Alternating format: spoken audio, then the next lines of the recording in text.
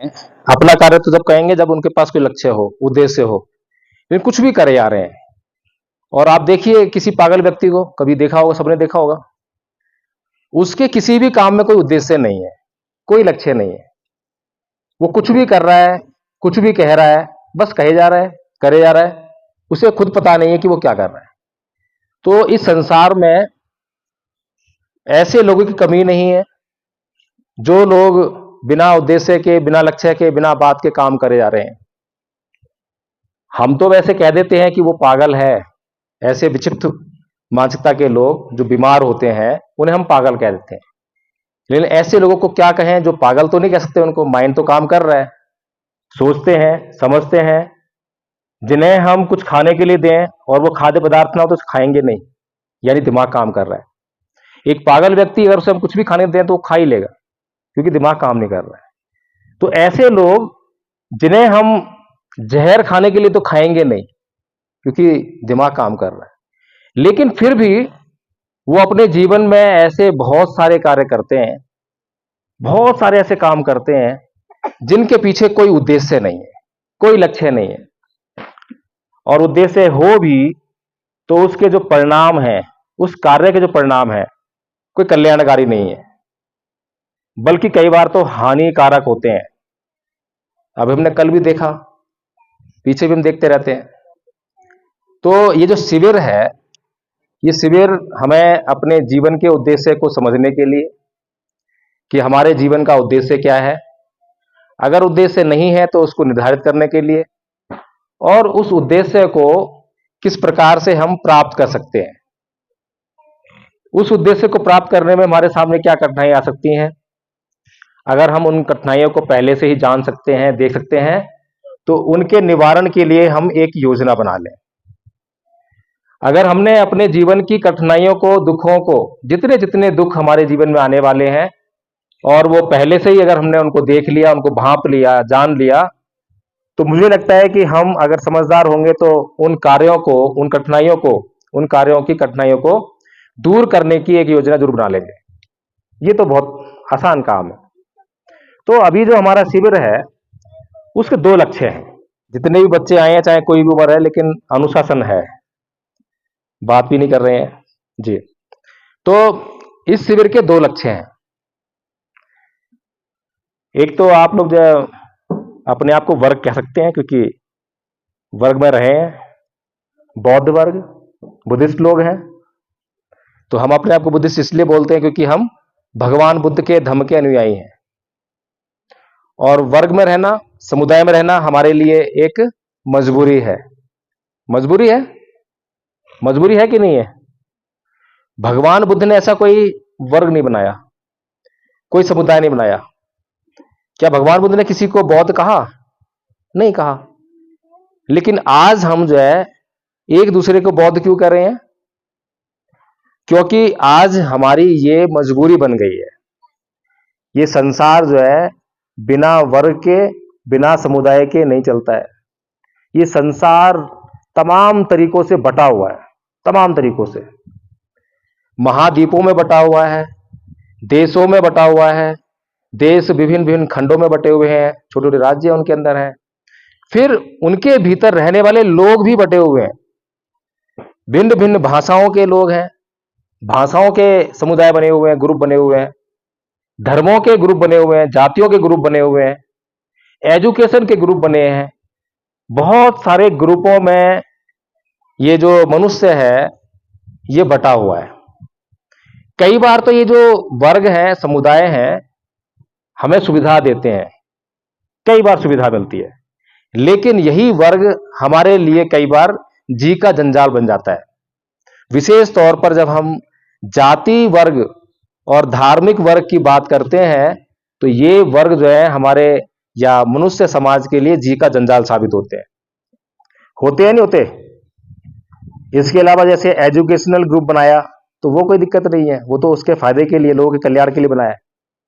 परिषदें बनती हैं, शिक्षा परिषद बनती है, वो लोगों के कल्याण के लिए बनी है। लेकिन ये जो भाषा के आधार पर ग्रुप बना लिया, अब इस भाषा को बोलने वाले लोग जो है आपस में अच्छा व्यवहार कर रहे हैं, लेकिन दूसरी भाषा को बोलने वाला व्यक्ति आ गया तो उससे कहीं ना कहीं वो अलगाव ले रहे हैं। उससे कहीं ना कहीं कटुता रख रहे हैं या कुछ ऐसा व्यवहार कर रहे हैं जो अशोभनीय है। ऐसे ही जातीय वर्ग है। एक जाति अपने भीतर तो मैत्री रखती है, भाईचारा रखती है, लेकिन जैसे ही दूसरी जाति को देखती है तो उसका खून खौलने लगता है। ये कैसी बात हुई? ऐसे ही धार्मिक समुदाय हैं, विभिन्न धर्म के लोग हैं, अपने धर्म के भीतर तो वो काफी भाईचारा दिखाएंगे, मैत्री दिखाएंगे, लेकिन जैसे ही दूसरे धर्म का कोई व्यक्ति उन्हें दिखाई दे गया तो उसको घृणा की दृष्टि देखते हैं, उसको द्वेष की दृष्टि देखते हैं, द्वेष रखते हैं। फिर इसके पीछे कलह कलेश होते हैं, हिंसा होती है, बिना बात के हिंसा। अभी जो हिंसा आप देख रहे हैं उसको कोई कारण नहीं है। किसी की प्रॉपर्टी छीन ली हो, किसी चोरी हो गई तो समझ में आता है, लेकिन ये जो ग्रुप है, धार्मिक ग्रुप बना, जाति ग्रुप बना, इसके पीछे जो आधार है, कोई कहता है कि इसकी जाति नीची है। ये कौन सी सच्चाई की बात कर रहा है, समझ में नहीं आ रही। किसकी जाति ऊंची है, किसकी जाति नीची है, कैसे बट गया वो छोटी जाति में और बड़ी जाति में, पता ही नहीं चला। फिर जो धार्मिक समुदाय है वो बहुत मुख्य रूप से हमारे जो है जी के नजर बने हुए। तो इस शिविर का जो लक्ष्य है, उद्देश्य है, मैं बताया कि 2 लक्ष्य हैं इसके। पहला लक्ष्य है अपने लिए अपना निर्माण करना, अपने जीवन की कठिनाइयों को दूर करना, पहला लक्ष्य है। फिर जब इस लक्ष्य पर कार्य हो रहा होगा तो इसका बाई प्रोडक्ट उत्पन्न होगा। वो क्या होगा कि जब हम अच्छे लोगों का ग्रुप बना लेंगे, यहां पर जितने लोग आए हैं इनमें से कोई भी नहीं चाहता कि कोई हिंसा करे, ना तो ये आपस में हिंसा करेंगे, ना ही किसी बाहर के आदमी से हिंसा करेंगे, ना ही ये चाहेंगे कि कोई बाहर का आदमी आकर इनसे हिंसा करे। तो ये अच्छे लोग हो गए, ये किसी की बुराई नहीं चाहते और किसी का बुरा नहीं चाहते, तो ये ग्रुप बन गया। तो इसी तरीके से जो है हमें इस ग्रुप को डेवलप करना है।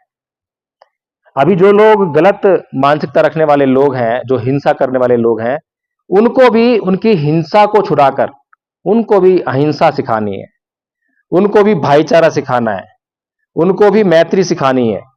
ये दूसरा लक्ष्य हो गया। पहला लक्ष्य है हमें कुछ करने के लिए नहीं कह रहा, अपने आप को संभाल लो बस, हमें अपना जीवन सही करना है, शुद्ध करना है, तो वो हमें फायदा दे रहा है। दूसरा लक्ष्य है जो दूसरों को भी फायदा करे। अगर मान लीजिए, उदाहरण दे रहा हूं, यहां पर हमने एक ग्रुप बना लिया, ये अच्छे लोग ग्रुप है, वहां पर एक दूसरा ग्रुप चल रहा है, तो वो ग्रुप और ये ग्रुप, इसके नियम अलग हैं, उसके नियम अलग हैं, है ना? यही तो ग्रुप है, वर्ग इसी तो कहते हैं। तो वो ग्रुप और ये ग्रुप जो है, इस ग्रुप को मालूम पड़ा कि वहां के जो ग्रुप के लोग हैं कुछ बातों को समझ नहीं पा रहे हैं, तो इस ग्रुप की जिम्मेदारी है कि उनको भी वो बातें समझाए। अगर इस ग्रुप ने उस ग्रुप को वो बातें नहीं समझाई, उन लोगों को बातें नहीं समझाई, तो फिर संभावना रहेगी कि आपस में झगड़ा हो सकता है, आपस में मनमुटाव हो सकता है। इसीलिए बौद्ध लोगों के ऊपर, अगर बौद्ध लोग ये कहते हैं कि बौद्ध लोग भाईचारा रखने वाले होते हैं, मैत्री वाले होते हैं, करुणा वाले होते हैं, तो फिर यही काम उनको जो है और लोगों तक लेकर जाना पड़ेगा। नहीं तो मैंने तो हिंसा छोड़ दी है, मैं तो अहिंसात्मक हूं, मैं तो किसी को नहीं मारूंगा, लेकिन दूसरे लोग अहिंसावादी नहीं है, वो हिंसावादी हैं, वो हिंसा करते हैं, तो वो तो मेरी कभी भी आके हत्या कर देंगे, मेरे साथ मारपीट कर सकते हैं, गाली गलौज कर सकते हैं, कैसा भी दुर्व्यवहार कर सकते हैं। तो अगर मुझे अपनी सुरक्षा निश्चित करनी है, अपनी बात कर रहा हूं, पहले मैंने अपने आप से अपनी सुरक्षा निश्चित की। जो मेरे भीतर जो बीमारियां थी उन पर मैं काम कर रहा हूं, मेरे चित्त में विकार, उन पर काम कर रहा हूं, तो वो मेरे अपने लिए है। यही काम मैं जब दूसरों लिए करता हूं तो दूसरों के द्वारा अपनी सुरक्षा को निश्चित कर रहा हूं। अगर दूसरे लोग समाज में अच्छे होंगे तो भी मेरी जो सुरक्षा है वो निश्चित हो रही है।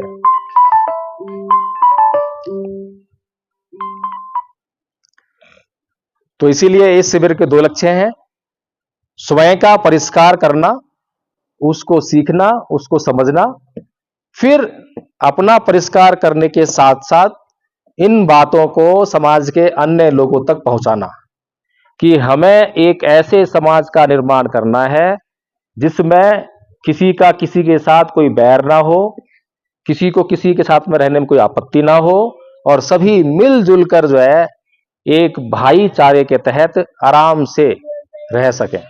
तो ये इस शिविर का लक्ष्य है। सबको समझ में आ गया? अब इस शिविर में दो तरह के लोग हैं। एक वे लोग जिन्होंने धम्मपद संघ को ज्वाइन किया। आप बातें, आवाज किसकी आ रही है? शोर कौन कर रहा है? चीकू, आप शोर कर रहे हैं,